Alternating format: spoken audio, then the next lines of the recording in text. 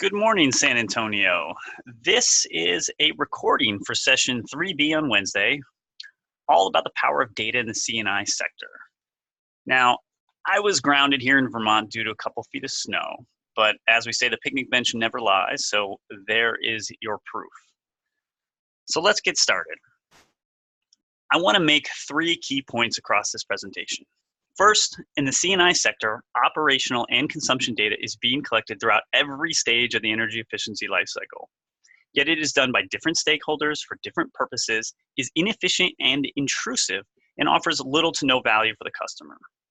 Second, the solutions to embedding data collection in utility energy efficiency offerings are different between the mass market sectors and C&I, but they both need to rely on one robust set of accounting books.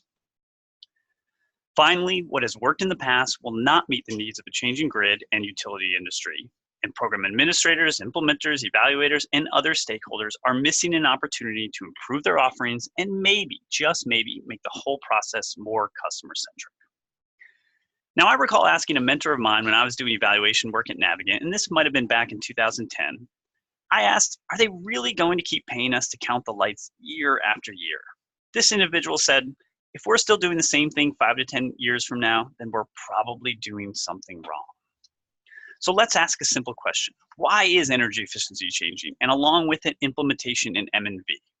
Well, there's more smart meters out there. The grid mix is changing. That means savings at 3 p.m. may no longer have the same value as savings at 6 p.m. The focus on temporal and locational-based load reductions due to grid constraints or to avoid costly transmission and distribution upgrades is increasing. There's been a shift away from widget-based measures. We're staring down the infamous lighting cliff. And there's been an emergence of complex controls and devices that are impossible to deem. New program models that rely on achieving savings at the meter, such as pay for performance.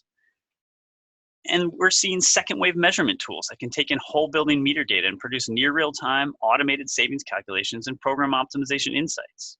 There's also an interest in financing energy efficiency improvements with private funds, and all of this is happening amid changing utility business models and new regulatory policies and goals. And if we want to treat energy efficiency like a supply-side resource, we're simply not going to get away with deemed savings. So one of the things that needs to change is the role of data collection in M&V. Now, some of you may know me from the last 4 years hitting the circuit with Energy Savvy, talking about all things M&V 2.0. And our focus was squarely on the mass market, mainly residential, with some small medium business. In my current work, I'm now more focused on the C&I space, but I want to be clear. My beliefs don't change with my logo.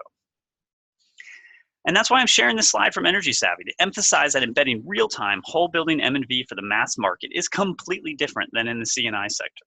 In mass market offerings, the default approach for a future of embedded M&V so far has been to embed the M&V with the implementers. So in California, for example, they would allow whole building metered savings to be calculated by every third-party implementer. That means the utility hands over the customer data to each firm and receives back an accounting of the savings. All of this then must be validated and or redone by the evaluators. And this is an absurd proposition. At best, it will be a huge waste of time and money, and at worst, it will be an embarrassing disaster. Data transfer of all that customer data presents huge risks and unnecessary headaches, and I'm not convinced the implementers want to or should take on this role. Let them do what they do best. For the mass market, embedded M&V should be done with one robust set of accounting books. The implementers feed it with project data, and the M&V 2.0 operator runs the savings calculations across all necessary programs. Implementers are free to do what they do best. Evaluators can validate and help improve the analysis methods. Everyone obtains ongoing and early program optimization insights. Methods can meet evolving standards, and the formal evaluation doesn't waste time collecting all the meter data and redoing every analysis. They finally get to focus on the part that everyone cares about. Answering the why behind the what. Answering how is our program doing? What needs to happen to make it better? Are we getting the savings at the right time or place? All of the good stuff. So what is different about C&I? Well, the problem is that there are considerably more stakeholders with vastly differing point of views, particularly on implementation and M&V phases and the role of data collection in each. And there's a disconnect between them. It's not an optimized process. It's definitely not customer-centric, and it's really not ready to respond to all the changing conditions I just described happening in the world of energy efficiency. Customers, well, they want what's best for their buildings and their bottom line. They're okay with the implementation phase, but they see evaluation as kind of a pain, kind of an unwelcome intrusion, and they typically get nothing out of it. Program administrators put most of their money into implementation, and they want to hit their targets and squeeze out costs. They let the implementers do their job and gather the data they need, but they don't think of whether that data can or will be used for M&V, or whether the customer will have to be inconvenienced again to get the same data.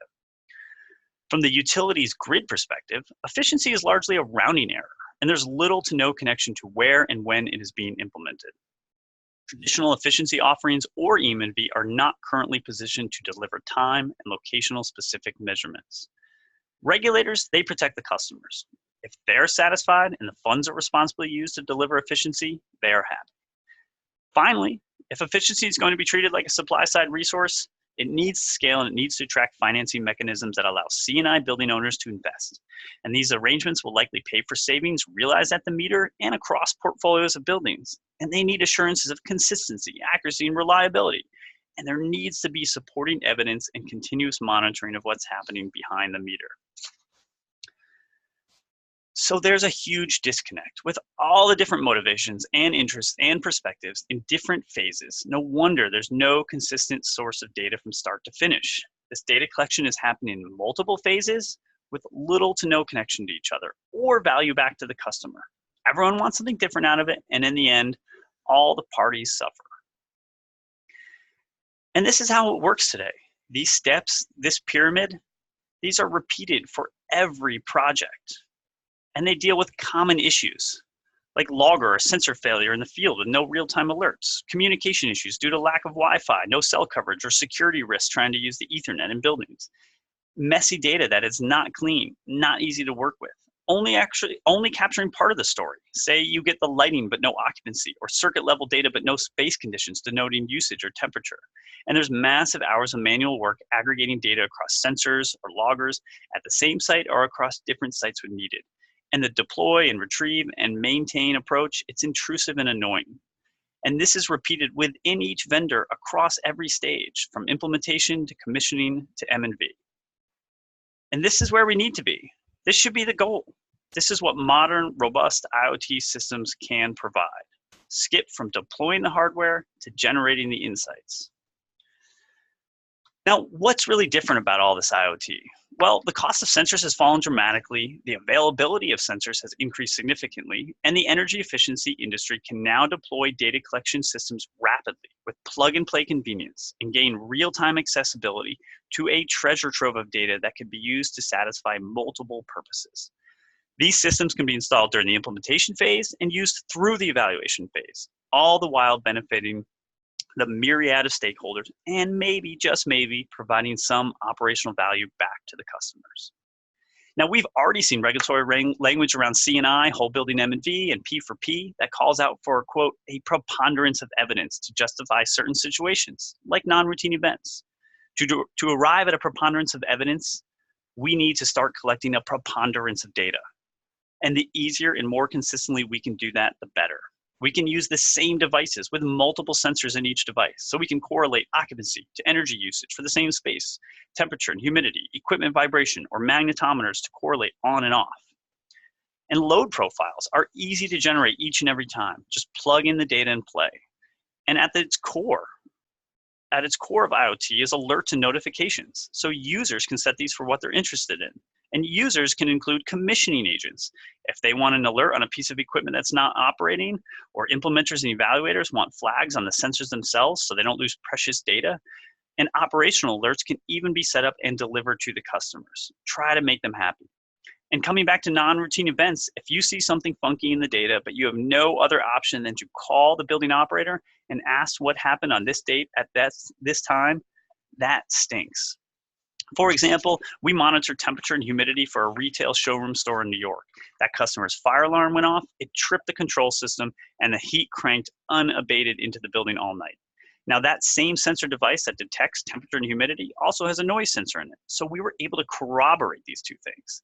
Now, just imagine a P for P scenario where you find unexpected energy use over a certain period of time. What else do you know about what's happening in that space? If the answer is nothing, then you're probably missing out and potentially leaving savings on the table. Okay, so here's my proposed scenario, and I'm also hoping to get recognition for actually incorporating the AESP boot into one of my slides. First, the utility or the program administrator incentivizes the deployment of low-cost IoT devices and systems. This enables baseline and post-installation measurement. Implementers will now have a preponderance of evidence that can correlate occupancy to energy usage to demand to specific equipment loads. And this data can assist with post-installation commissioning, monitoring, and assuring savings are being realized. Optimization can happen at the building level and also at the program level. Evaluators can validate this data, incorporate it into their M&V, and non-routine adjustments throughout can be understood and justified. And finally, you might just increase customer engagement by facilitating a wide range of both energy, operational, and non-energy specific solutions. Now, I'm sure there are a litany of obvious cautionary tales. Some of you will say you already do this. Some will ask about gaming. What if the customers don't want hardware in their facilities? Who owns the data? What's the utility's role? Well, we need to start doing this so we can address these answers and start improving. Right now, this might sound theoretical, but we're working with firms in this space to take this very approach. So we'll have answers soon. Thank you.